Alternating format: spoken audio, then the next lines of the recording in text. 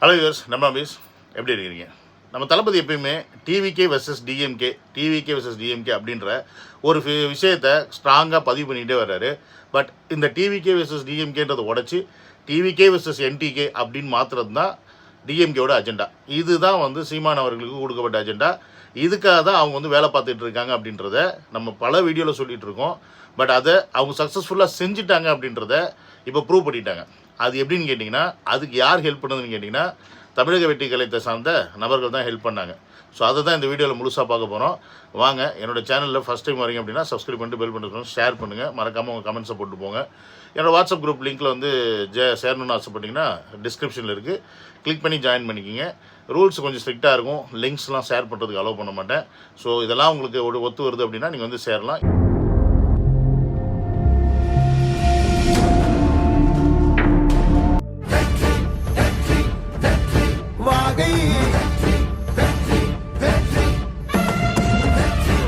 Welcome to Vijay stock and welcome to another video.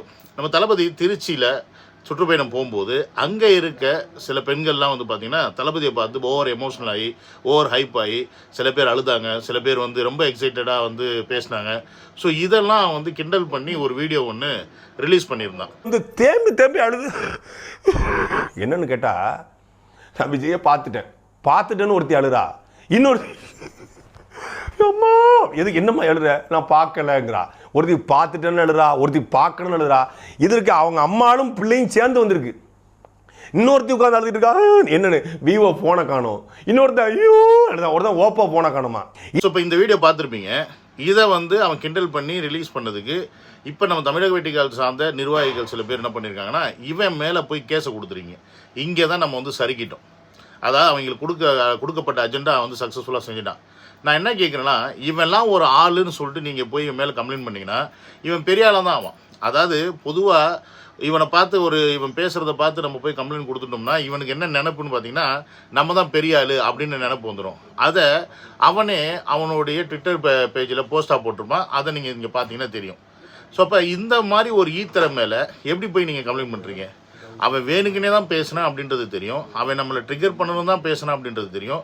இவ்வளோ தெரிஞ்சும் இவ்வளோ சல்லித்தனமாக இவன் மேலே போய் நீங்கள் கம்ப்ளைண்ட் கொடுக்குறீங்க அப்படின்னா, இந்த கம்ப்ளைண்ட் முதல்ல எடுபடுமா? இல்லை இவன் மேலே எடுப்பாங்களா? இல்லை இவன் மேலே பெருசாக ஆக்ஷன் எடுப்பாங்களா? ஒன்றுமே பண்ண மாட்டாங்க. ஏன்னா இவனுக்கு கொடுக்கப்பட்ட அஜெண்டாவே அதுதானே. இப்படிலாம் பேசணும், இப்படிலாம் ட்ரிகர் பண்ணணும், இப்படிலாம் பசங்களை டைவெர்ட் பண்ணணும். ஸோ இதை அவன் செய்கிறதுக்கு தான் அவன் பேமெண்ட் வாங்குறான். அந்த பேமெண்ட்டுக்கு அவன் மாதிரி ஒரு வேலை பார்த்துட்ருக்கான். அந்த வேலையை போய் நம்ம பெருசாக எடுத்துக்கிட்டு அதை போய் கம்ப்ளைண்ட் பண்ணுறோம் அப்படின்னா, அப்போ ஆட்டோமேட்டிக்காக நம்மளுடைய டைவர்ஷன் எங்கே போகுது அப்படின்னு பாருங்கள். ஸோ இன்றைக்கி தமிழ்நாட்டில் டிஎம்கே ஏகப்பட்ட வேலைகள் செஞ்சிட்ருக்கு. ஸோ அதெல்லாம் டைவெர்ட் பண்ணுறதுக்கு இந்த மாதிரி ஈத்தரைங்களை வச்சு பேச சொல்லிட்டு இருக்காங்க. ஸோ இவன் ஒரு உதாரணம்னு வச்சுக்கோங்களேன். இவனோட இன்னொரு கலிசிட ஒரு உதாரணம் இருக்குது. कुछ नहीं कितना है वक्काला ओड़ी वाइल अटक வைக்க ஏண்டா வக்காலா ஓடி டிவிட்ட பரதேசி ஊராம் பணத்துல ஊர சுத்துற வக்காலா. இந்த உதாரணத்தை பார்த்திருப்பீங்க. இவன் பேசாத பேச்சே கிடையாது, இவன் கெட்ட வார்த்தை யூஸ் பண்ணாத வேர்டே கிடையாது. அந்த அளவுக்கு எங்கே பேசுகிறான்?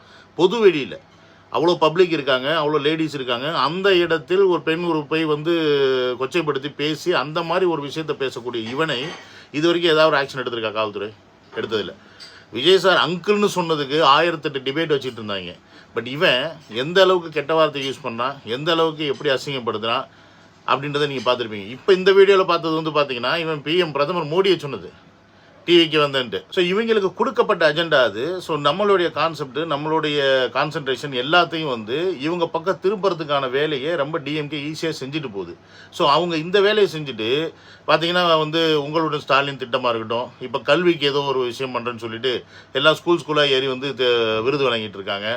அதுபோக வேற ஒரு நண்பர் எனக்கு இன்னைக்கு மெசேஜ் பண்ணியிருந்தாரு, அவங்க ஏரியாவில் எல்லாருக்கும் நாங்கள் ஃப்ளாட் அலாட் பண்ணுறோம் அப்படின்னு சொல்லிட்டு ஆதார் கார்டுலேருந்து எல்லாத்தையும் வாங்கிட்டு இருக்காங்க. ஸோ இந்த மாதிரி அவங்க சைலண்ட்டாக ஒரு வேலையை பண்ணிக்கிட்டே இருக்கிறாங்க மக்கள்கிட்ட போய் சேர்றதுக்கு. பட் நம்மளை என்ன பண்ணுறாங்கன்னா, வயலண்ட்டாக ஆக்கிட்டு நம்மளை இவங்க கூட சண்டை போட விடுறதுக்கான வேலையை தான் திமுக பண்ணிக்கிட்டு இருக்கு. இதை தான் காலங்காலமாக பண்ணும்.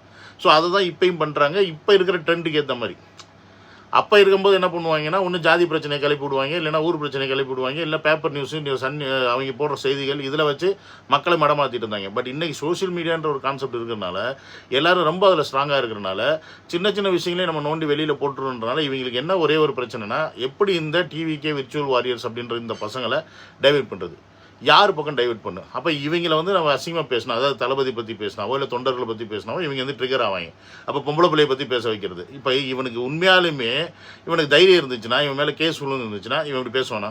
ஏன்னா இதுக்கு முன்னாடியே வேல்முருகன் எப்படி பேசினாருன்னு தெரியும், அவர் மேலே எந்த அளவுக்கு ஒரு விமர்சனம் வந்துச்சுன்னு தெரியும். அதற்கப்புறம் அவரே வந்து ஒரு சில இடத்துல மன்னிப்பு கேட்குற மாதிரிலாம் பேசினார். ஆனால் மன்னிப்பு கேட்டாரான்னு கேட்டேன்னு கேட்கல. அவர் மேலே என்ன ஆக்ஷன் பெருசாக எடுத்துட்டாங்க? என்ன ஆக்ஷன் எடுத்துட்டாங்க? ஒரு எம்எல்ஏவாக இருக்கக்கூடிய ஒரு நபர் இப்படி பேசுகிறாரு, ஆனால் அவர் மேலே எந்த ஒரு ஆக்ஷனும் இல்லை. இவன் சாதாரண ஒரு யூடியூப்பில் உட்காந்து பேசக்கூடிய ஒரு பரதேசி. இவன் பேசுனதை வந்து நீங்கள் கம்ப்ளைண்ட்டாக போய் கொடுத்தீங்க அப்படின்னா இப்போ இவனை பெரிய ஆளாக்கி விட்ட மாதிரி தான் ஆச்சு. நான் என்ன கேட்குறேன், இவனை மாதிரி ஒரு ஈன பையன் உலகத்தில் கிடையாது. அதை நான் ஏன் சொல்லணும்? அவங்க கூட 15-20 வருஷம் வேலை பயணிச்ச ஜெகதீசன் ஒருத்தர் இருப்பார், அவர் சொல்லுவார் கேளுங்க. துரைமுருகன் அவர்கள் ஒரு சுவிஸ்லேருந்து ஒரு பொண்ணு உங்களை வந்து ஒரு பேச்சாளருங்கிறதுனால உங்களை வந்து அணுகுது பார்க்குது, அதுக்கிட்ட பணத்தை வாங்கிட்டு பணத்தை கேட்ட கொடுமைக்கு என் கூட படுக்க வந்த அந்த பொண்ணு பேரை கெடுத்தாள். இதே மாதிரி உன்னுடைய கல்யாணத்துக்கு தாலி வாங்குவதற்கு வக்கற்ற நிலையில் தாலி செய்து கொடுத்த பண்டாரி தமிழ்மணி கட்சியில் அவ்வளோ பிடிப்பா இருந்தார். இவரால் அந்த குடும்பமே வீணா போயிடுச்சு. ஸோ இந்த மாதிரி இவங்க ஒரு பாலியல் கூட்டம், அதாவது பாலியல் பொறுக்கி கூட்டங்கள். இவங்க கூட இருந்தவர், அவர் 20 வருஷமாக கூட இருந்தவர் இப்போ இந்த அளவுக்கு ஒரு விஷயத்த சொல்கிறார் அப்படின்னா அப்போ இவங்களோட யோகியதை என்ன அப்படின்னு நம்ம புரிஞ்சுக்கணும். ஒருத்தர் கூடவே 20 வருஷம் இருக்கிறாரு, அவர் நாம் தமிழர் விட்டு வெளில வர்றாரு அப்படின்னா அப்போ அந்த நாம் தமிழரோட நிலைமை எந்த அளவுக்கு போய்கிட்டு இருக்கு அப்படின்றத நம்ம புரிஞ்சுக்கணும். உங்களை கேட்குறேன், நீங்கள் தான் அங்கே களத்தில் இருக்கீங்க, உங்களுக்கு இதுதான் வேலையா? நீங்கள் இவனை போய் கான்சன்ட்ரேஷன் பண்ணுமா? அதுக்கு தான் நாங்கள் இருக்கோம்ல. இப்போ நாங்கள் எதுக்கு உட்காந்து வீடியோ போட்டுட்ருக்கோம்? இந்த மாதிரி இத்து போன ஈத்தர பரதேசிலாம் வச்சு செய்கிறதுக்கு தான் நான் வீடியோ போட்டுக்கிட்டு இருக்கேன். அதாவது இவனுக்கு வாய் கொழுப்பு அதிகம் தெரியும். எந்த அளவுக்கு வாய் கொழுப்புனா இப்போ பாருங்க. ஆனால் விஜயனுடைய ரசிக கூட்டம், இந்த முட்டாள் கூட்டம், இந்த தற்கொலை கூட்டம், நாம் தமிழர் கட்சியுடைய தலைவர் சீமான் வந்து நாங்கள் சீமான் வந்தான்னா நாங்கள் சூற விட்டுருவோம், அவனை நாங்கள் சம்பவம் பண்ணிடுவோம், அவனை செத்துருவான் அப்படின்னு பேசுது. டேய், ஒரு அடிக்கு தாங்குவியாடா? ஒரு ஆடி காற்று வந்து வேகமாக அடிச்சுன்னா தூக்கி தூர போயிட்டு சோள கொள்ள பொம்மை மாதிரி இருக்கிறான். டேய் மாமா பையா, சீமானு அவன் இவன்னு பேசுனது ஒன்று பொத்துட்டு வருதுன்னா எங்கள் வீட்டு பொம்பளை பிள்ளைங்கள நீ இவன்னு பேசுனதுக்கு இவங்க கேஸ் கொடுத்துடக்கூடாது. உன்னை வந்து இந்நேரம் வேறு ஏதாவது செஞ்சுருக்கணும் பசங்க. ஆனால் இன்னும் நீ இருக்க அப்படின்றது தான் நான் இங்கே வந்து ஃபீல் பண்ணுறேன் அசிங்கமாக. டேய் எச்ச கபோதி, போன வாரம் மலேசியா போகிறதா இருந்துச்சு, ஏன்டா போல டேய் எச்சக்கலை, ஏன் போல? தெரிஞ்சிருச்சுல்ல உனக்கு, அன்று வேற உருவிட்டு ஓட விட்டுருவாங்கன்னு தெரிஞ்சிருச்சுல்ல, அதனால் போகலை, கேன்சல் பண்ணிட்டேன். டேய் பயந்தாங்கோலி, விஜயலட்சுமி கேஸுக்கு போலீஸ் ஸ்டேஷனுக்கு வர சொன்னதுக்கு கூட்டத்தை கூட்டிகிட்டு போன கம்முன்னாட்டி தானே அவன். ஏண்டா போயிருக்க வேண்டி தானே தனியாக? தப்பு பண்ணலாம், தனியாக போயிருக்கலாம்ல. எதுக்கு அவ்வளோ பேர் எல்லாரையும் வாருங்கள், நான் நாளை காலைல போலீஸ் ஸ்டேஷன் போகிறேன்னு சொல்லிட்டு படைபலத்தோட ஏண்டா ஒரு பொம்பளை பாலியல் கேஸுக்கு எல்லாரையும் கூட்டிகிட்டு போகிறீங்க? வெக்கமே இல்லை உங்களுக்கு. நீங்களே ஒரு பாலியல் குற்றவாளிகள்னு சொல்கிறா, என்னன்னு சொல்கிறது உங்களை? மன்னிப்பு கேட்டவன் தானே உங்கள் அண்ணன், விஜயலட்சுமி போய் மன்னிப்பு கேட்ட பரதேசி தானே அவன். அப்புறம் எதுக்கு மரியாதை மயிறு அவனுக்கு? என்ன மயிறு அவனுக்கு மரியாதை சொல்லு? இப்போ நான் பேசுகிறேன், நான் கூட தான் பேசுகிறேன், நான் பேசுகிறேன்டா அவனை வாடா போடா மயிறு என்ன வேணாம் பேசுகிறேன். என்ன பண்ணுவேன் நீ? என்னடா பண்ணுவோம்? உன்னால என்னடா பண்ண முடியும்? அம்மா பையா மஞ்சப்பொடி என்ன பண்ணுவேன்? என்ன பண்ணிட முடியும்? ஏன் உனக்கு மட்டும்தான் பின்னாடி பலம், ஆள் பலம், கூட்டம்லாம் இருக்கா? எங்களுக்குலாம் கிடையாதா? தமிழ்நாட்டில் ஒவ்வொருத்தருக்கும் பின்னாடியும் ஒருத்தங்க இருக்காங்க, ஒவ்வொரு கூட்டம் இருக்குது, ஒவ்வொரு கம்யூனிட்டி இருக்குது. இதெல்லாம் மனசில் வச்சுக்கணும் தம்பி. நீ உட்காந்து இஷ்டம் இருக்கு இங்கே பேசிகிட்டு இருந்தேன்னா அதுக்கெலாம் நாங்கள் ஆள் கிடையாது, புரியுதா? உன்னை வச்சு செய்கிறது தான் எங்கள் வேலை, புரியுதா? அது என் வேலை. நீங்கள் என்னை பொறுத்த வரைக்கும் என்டர்டெயின்மெண்ட் பீஸு, அதனால தான் உங்களை வச்சு செஞ்சுட்ருக்கோம். என்டிகே பற்றி நாங்கள் அப்பப்போ வந்து ஏன் வீடியோ போடுறேன் அப்படின்னா நம்ம பசங்களுக்கு வந்து போர் அடிச்சிடும். கிளாஸாக எடுத்துக்கிட்டு இருப்போம், ஸ்போர்ட்ஸ் டைம் வேணும்ல, கிளாஸ் ஹவர்ஸ் போக ஸ்போர்ட்ஸ் ஹவர்ஸ்னு ஒன்று வேணும்.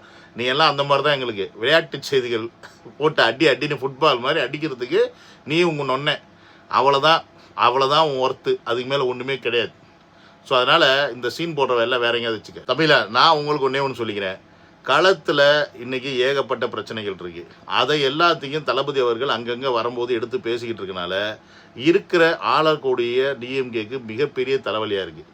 இப்போ நாளைக்கு கூட பார்த்தீங்கன்னா கரூரில் ஆல்ரெடி விஜய் அவர்கள் கேட்டிருந்த இடத்த கொடுக்காம வேற ஒரு இடம் மாற்றினதா இப்போ ஒரு நியூஸ் வந்துகிட்டு இருக்குது. அதற்கான ஆலோசனை கூட்டம் போயிட்டுருக்கு. இல்லை கேஸ் போடலாமான் இருக்காங்க, என்னென்னு எனக்கு சரியாக தெரியல. இந்த வீடியோ பார்க்கும்போது அதுக்கான டிசிஷன் வந்திருக்கலாம், பட் எனக்கு தெரியாது. பட் ஸ்டில் அந்த மாதிரி ஏகப்பட்ட இடைஞ்சல்களை தளபதி அவர்கள் கொடுத்துட்டு இருக்காங்க. ஸோ அப்போ நீங்கள் என்ன பண்ணணும் அப்படின்னா அதை கான்சன்ட்ரேஷன் பண்ணுங்கள். நீங்கள் இவங்க வீடியோ போய் பார்க்குறது, இவங்களுக்கு முதல்ல நீங்கள் வருமானத்தை பண்ணி கொடுக்குறீங்க. சாட்டை திருமணனுக்கு போய் நீங்கள் வீடியோ பார்த்தீங்க அப்படின்னா அவனோட சேனலுக்கு முதல்ல வருமானம். நீங்கள் அவனை பேசுகிறனால அவனோட இமேஜுக்கு பப்ளிசிட்டி ஆட்டோமேட்டிக்காக வரும், மைலேஜ் ஆட்டோமேட்டிக்காக வரும். அவன் இன்றைக்கி ஒரு வீடியோவுக்கு 2 லட்ச ரூபா வாங்குறதா வந்து கேள்விப்பட்டுருக்கோம் டிஎம்கேலேருந்து. நீங்கள் இந்த மாதிரிலாம் அவனை மைலேஜ் பண்ணி விட்டீங்கன்னா அவன் நேரடியாக 5 லட்ச ரூபாய்க்கு அவன் போயிட்டு பார்த்தீங்களா என் மேலே கேஸ் போடுற அளவுக்கு நான் பேசியிருக்கேன். அப்போ பார்த்துக்குங்க, இன்னும் ஸ்ட்ராங்காக பேசுவேன், இன்னும் நான் அசிங்கமாக பேசுவேன், இன்னும் நான் பெண்களை வந்து கேவலப்படுத்துவேன் அப்படின்னு சொல்லி அவன் காசை வாங்கிட்டு இன்னும் பேசுவான். நீங்கள் என்ன பண்ணுவீங்க? திருப்பி போய் அவன் மேலே கேஸ் கொடுப்பீங்களா? இவனை கேஸ் கொடுத்து பெரிய ஆளாக்க போகிறீங்களா? இல்லை, நான் என்ன கேட்குறேன், இவன் மேலே கேஸ் கொடுத்து இவனை பெரிய ஆளாக்கிறதுக்கு இதை நீங்கள் கண்டுக்காமல் விட்டுட்டீங்க அப்படின்னா இந்த சல்லி பையன் அதை பேச மாட்டான். ஆனால் நம்ம அதை செய்ய மாட்டோம். நம்ம என்ன பண்ணுறோம், திருப்பி இதுக்குள்ளே எலியை தேடி ஓடிக்கிட்டு இருக்கோம். எலி ஓடும் இங்கிட்டு அங்கிட்டோம். அதுக்கான நின்று நீங்கள் கரெக்டாக அது வாட்ச் பண்ணி நீங்கள் அடிச்சிங்கன்னா பொட்டுன்னு சேர்த்து போயிடும். நம்ம என்ன பண்ணுவோம், எலி பின்னாடியே ஓடிக்கிட்டு இருந்தோம்னா நம்மளால் எலி ஒன்றுமே பண்ண முடியாது. ஸோ இதெல்லாம் எலிங்க. சீமான், இவன் இடுமாவனம் கார்த்தி, இந்த மாதிரி ஒரு சில ஈத்திரைங்கள்லாம் இருக்காங்க, இவங்கெல்லாம் எலிகள். இந்த எலிங்க பின்னாடி போகாதீங்க, புரியுதுங்களா? இந்த எலிங்களை அடிக்கிறதுக்கு தான் நாங்கள் இருக்கோம். எங்களுக்கு தெரியும் எப்போ இந்த எலியை அடிக்கணும் பட்டுன்னு. ஆட்டோமேட்டிக்காக மூடிட்டு இருப்பாங்க, அதுக்கு மேலே பேச மாட்டாங்க. ஸோ நீங்கள் உங்களுடைய வேலையை களத்தில் பாருங்கள். திமுக என்ன மாதிரியான வேலைகள்லாம் பண்ணுது, எப்படிலாம் மடைமாற்றும் வேலை பண்ணுது, மக்கள்கிட்ட எப்படிலாம் வந்து பொய் சொல்கிறாங்க, இதெல்லாம் எடுத்து வெளியில் போடுங்க. ஒரு வாட்டி ஒரு பிரச்சனையை தளபதி பேசிட்டாருன்னா அந்த பிரச்சனையை அடுத்தடுத்து 100 வாட்டி நம்ம பேசணும். ஆனால் நம்ம என்ன பண்ணுறோம்னா அதை விட்டு இந்த எலிகள் பின்னாடி போயிட்டுருக்கீங்க. இது மிக தவறான ஒரு செயல். இது தளபதி அவருடைய நோக்கத்தை மாற்ற வேலை. அதுக்கு சப்போர்ட் பண்ணுறத தமிழக வெற்றிக்கழக உறுப்பினர்களாக இருந்தீங்க அப்படின்னா ஒன்றுமே பண்ண முடியாது. எண்ட் ஆஃப் த டே சீமான் அப்படின்றவனுக்கு வெறும் 8% ஓட்டு தான். அந்த 8% ஓட்டு கூட ஏடிஎம்கே டிஎம்கே அப்படின்ற 2 கட்சி இருக்கும்போது மாற்று கட்சி ஒன்று இல்லாமல் இருந்தனால மக்கள் அதிருப்திலையும் நம்மளை போன்றவர்கள் அதிருப்திலையும் அவனுக்கு ஓட்டு போட்டு இத்தனை % கொண்டு வந்துட்டோம். போன வாட்டி தம்பியை வந்து நான் வந்து துணை முதலமைச்சர் ஆக்குவேன், தம்பின்னு இவன் பேசினனால இவன் மேலே நம்மளாம் ஆசைப்பட்டு இவனுக்கு ஓட்டு போட்டோம். அப்போ இதெல்லாம் சேர்ந்து தான் அவனுக்கு 8% ஓட்டு ஆகி அவனை ஒரு அங்கீகரிக்கப்பட்ட கட்சியாக ஆயிருக்கான். அப்படி இல்லைன்னா அவன் இந்நேரம் அங்கீகரிக்கப்பட்ட கட்சியே கிடையாது. புரியுதுங்களா? ஸோ அப்போ நம்மளோட தயவில் அவன் வந்து இன்றைக்கி ஒரு கட்சியை வந்து அங்கீகரிக்கப்பட்ட கட்சி ஆக்கிட்டு திருப்பி இன்றைக்கி நம்மளே திருப்பி அவன் எதிர்க்கிறான் அப்படின்னா அப்போ அவன் எவ்வளோ பெரிய அயோக்கியனாக இருப்பான்னு யோசிச்சுங்க. அப்போ அவனுடைய பயம் என்ன அப்படின்னா இன்றைக்கி அவனுடைய முகம் எல்லாருக்கும் தெரிய ஆரம்பிச்சிருச்சு. ஸோ அவனுக்கு வந்து இன்னைக்கு கட்சியை வச்சு நம்ம ஒன்றும் பெருசாக காய் நகர்த்த முடியாது. எப்படியும் அடுத்த வாட்டி எலெக்ஷன் வரும்போது நம்மளுடைய ஓட்டெல்லாம் நக்கிட்டு போயிடும். இருக்கிறதுக்குள்ளே காசு சம்பாரிச்சுக்கணும், கோடியாக நம்ம பணத்தை வாங்கணும். அதுக்கு டிஎம்கே என்ன சொல்லுதோ அதை செய்கிறான், பிஜேபி என்ன சொன்னாலும் செய்வான், ஏடிஎம்கே என்ன சொன்னாலும் செய்வான். யார் என்ன சொன்னாலும் நாய் எல்லா இடத்துலையும் வாய் வைக்கிற மாதிரி இவன் வாய் வைக்கிற ஒரு ஈனப்பயல்கள். இவங்களை பற்றி நீங்கள் பெருசாக கண்டுக்காதீங்க. டிஎம்கே மட்டும்தான் நீங்கள் ஃபோக்கஸ் பண்ணுங்கள். டிஎம்கே என்ன பண்ணுது, அதோடைய செயல்கள் என்ன, அதை நீங்கள் மக்கள்கிட்ட கொண்டு போயிட்டு உண்மையை செய்கிறாங்களா பொய் சொல்கிறாங்களா அப்படின்றத தெளிவுபடுத்துங்க.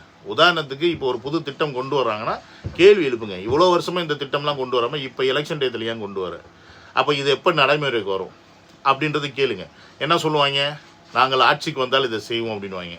இதைத்தான் காலங்காலமாக சொல்லுவாங்க. எலெக்ஷன் நெருங்குற டயத்தில் புதிய வாக்குறுதிகள் கொடுப்பாங்க, புதுசாக கான்செப்ட் கொண்டு வருவாங்க. நம்மளும் அதுக்கெல்லாம் மயங்கி சரி இவங்க தான்ப்பா பவர் இருக்குது, இவங்கள்ட்ட தான்ப்பா அதிகாரம் இருக்குது, இவங்களுக்கு தான் எக்ஸ்பீரியன்ஸ் இருக்குது, அனுபவம் இருக்குதுன்னு சொல்லிட்டு என்ன பண்ணுவோம், திருப்பி போய் ஓட்டை கொண்டு போய் குத்துவோம். அவன் என்ன பண்ணுவான், அந்த எக்ஸ்பீரியன்ஸ் எல்லாத்தையும் திருப்பி அப்படி காசாக மாற்றலான்னு பார்ப்பாங்க. அவ்வளோதான் அவங்களோட வேலை. உங்களுக்கு தளபதி அவர்கள் ஜெயிக்கணும் அப்படின்னா தயவு செஞ்சு டிவிகே விசஸ் டிஎம்கே அப்படின்ற அந்த கால்குள்ளேயே நில்லுங்க. டிவிகே விசஸ் என்டிகேன்னு கொண்டு போயிட்டீங்க அப்படின்னா ஆட்டோமேட்டிக்காக டிவிகே 3வது இடத்துக்கு போயிடுச்சுன்னு அர்த்தம். ஏன்னா இங்கே அவங்களோட ஃபோக்கஸு டிஎம்கே விசஸ் ஏடிஎம்கே அப்படின்னு மாத்திரம்னு பார்க்குறாங்க. பட் ஏடிஎம்கே இப்போ ஒன்றுமே இல்லை அப்படின்றது எல்லாருக்குமே தெரியும். பட் இருந்தாலும் நாங்கள் தான் பிரதான கட்சிகள், எங்களுக்குள்ள தான் சண்டை, விஜய்லாம் எங்களுக்கு ஒன்றுமே கிடையாது, விஜய் வந்து இட்ஸ் ஈக்குவல் டு சீமான் கட்சி அப்படின்ற மாதிரி தான் மக்கள்கிட்ட கொண்டு போகிறதுக்கு இவங்க ட்ரை பண்ணுறாங்க. அதுக்கு நம்மளே உதவியாக இருந்துடக்கூடாதுன்றதை நீங்கள் முடிவு பண்ணிக்கிங்க. நீங்கள் கேட்கலாம் அதுக்காக என்னென்ன இவங்க என்ன வேணால் பண்ணுவாங்க, நம்ம வந்து பார்த்துட்டு தான் இருக்கணுமான்னு. பட் இதுதான் அரசியல், இதுதான் நீங்கள் புரிஞ்சுக்கணும். காலங்காலமாக இப்படி தான் அவங்க பண்ணுறாங்க. ஸோ இதை மாற்றணும் அப்படின்னா நமக்கு முதல்ல அதிகாரம் கைக்கு வரணும். அப்போ அதிகாரம் கைக்கு வரணும்னா அதை நோக்கி பயணிங்க. புரியுதுங்களா? அப்போ தான் நல்ல பாலிடிக்ஸ்னால் என்னன்னு தெரியும். இல்லை திருப்பி இந்த ஈத்தர பாலிடிக்ஸ்குள்ளேயே நீங்கள் இருக்கணும்னு நினச்சிங்கன்னா கண்டிப்பாக இது நடக்கும். சிஎம் ஆக மாட்டார் விஜய் அவர்கள், திருப்பி இதே திராவிட கட்சியில் வரும். வந்ததுக்கப்புறமா இன்னும் அழுத்தங்கள் அதிகமாகும், இன்னும் வந்து வேறு சில விஷயங்கள் நடக்கும் தமிழ்நாட்டுக்குள்ளே. நீங்கள் தான் அதை வந்து அனுபவிக்க போகிறீங்க அப்படின்றத நான் சொல்லிக்கிறேன். See you in another video. Love you all. Take care. Bye by.